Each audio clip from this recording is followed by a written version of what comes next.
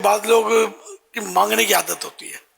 اور لوگ اس کو پسند نہیں کرتے، پھر بھی یہ مانگ رہا ہوتا ہے، اس پہ بندہ ذلیل ہوتا ہے، اس کی عزت خراب ہوتی ہے، اور یہ مانگنا جو ہے یہ ناجائز ہے، گناہ کا کام ہے۔ تو جیسی صورت، اسی طرح کسی سے مشقت کا کام لیا، اب مزدور کرنے کے بجائے کسی اور کو پکڑ لیا کہ یار ذرا یہ وہاں پہنچا دو نا، اب یہ بیچارہ تکلیف سے آپ کو پہنچائے، ظاہر کہ اس کو پریشانی تو کہ نہیں یار 2 ٹکے بچانے کے لیے مجھے مصیبت میں ڈالا۔ بعض اوقات یہ سوال اور بھی خطرناک ہوتا ہے، جیسے پیر صاحب نے اپنے مرید سے کچھ مانگا تو ظاہر کہ مرید منع نہیں کرے گا، اس کو پیر صاحب کو کیسے منع کیا جائے؟ اب یہاں صورت یہ ہے کہ اگر ایسی کوئی روٹین ہے کہ پیر صاحب مرید سے مانگتے ہیں، روٹین ہے، دیکھیے سلسلہ ہے اور اس لیے وہ مانگ رہے، اور وہ برا نہیں مانتا بلکہ سعادت سمجھ کر خدمت کرتا ہے، اور ایک روٹین وائز اس نے مانگا تو حرج نہیں ہے۔ اب جہاں یہ روٹین جس مرید سے نہیں ہے اور پیر صاحب نے اس سے مانگ لیا اور بحالت ناگواری اس مرید نے پیر صاحب کو دیا کہ یار اب پیر صاحب کو منع کیسے کریں، کیا ہوگا؟ ایسی صورت میں انہیں ناگواری کی حالت میں پیر صاحب سے منع کیسے کروں، اس نے دیا، یہ پیر صاحب کے حق میں حرام ہے، اور بس صورت غصب ہے، جیسے کہ وہ چھینا ہوا مال پیر صاحب پر واجب ہے کہ واپس لوٹا دیں، اور پیر صاحب واپس لوٹائیں، ہے نا؟ تو پیر صاحب مانگے کائے کو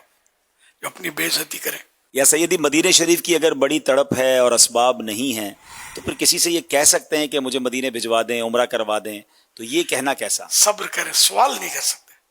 مدینے کے لیے کر رہے ہیں نا، تو صبر ہی نہیں آ رہا، پیسے تو ہے نہیں، تو اب کسی مالدار کو کہہ دیا کہ آپ مجھے بھجوا دیں مدینے۔ نہ مدینے کے لیے کر سکتے ہیں، نہ پیر صاحب کی زیارت کے لیے کر سکتے ہیں، یہ بھی حرام ہے، سوال نہیں کر سکتے۔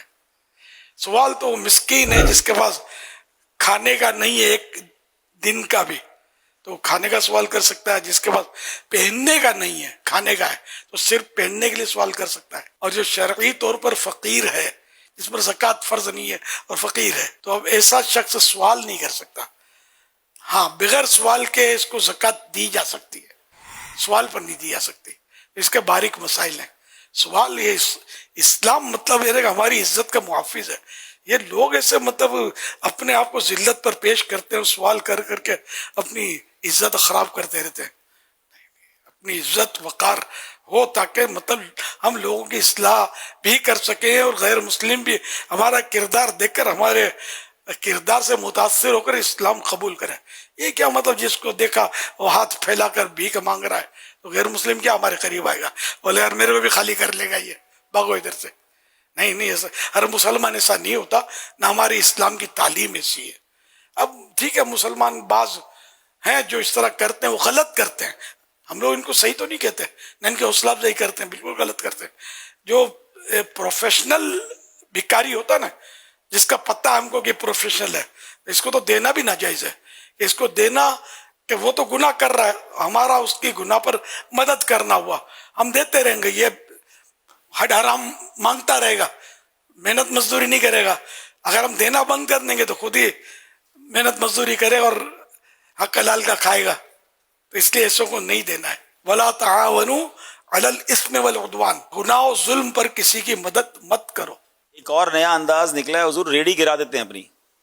اور یہ وہ مٹی کے برتن ہوں گے، اور اچھا پہلی بار تو میں نکلا تو میں نے دیکھا کہ مٹی کے اس کے برتن چورا چورا پڑے نا مین روڈ پہ،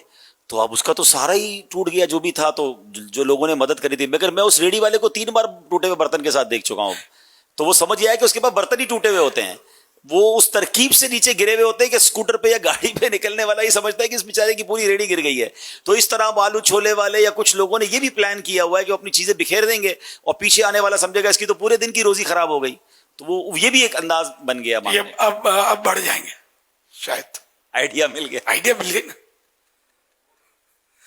نہیں یہ حقیقت ہے، ہاں اسی طرح تو سیکھنے کو ملتا ہے، کیونکہ جو اس طرح کر رہے ہوتے ہیں کیا ان کا ضمیر مر جاتا ہوگا، مر بھی جاتا ہوگا تو کبھی تو کوئی ان کا رمق ہوتی ہوگی نا کہ یار میں کر غلط رہا ہوں جو کر رہا ہوں۔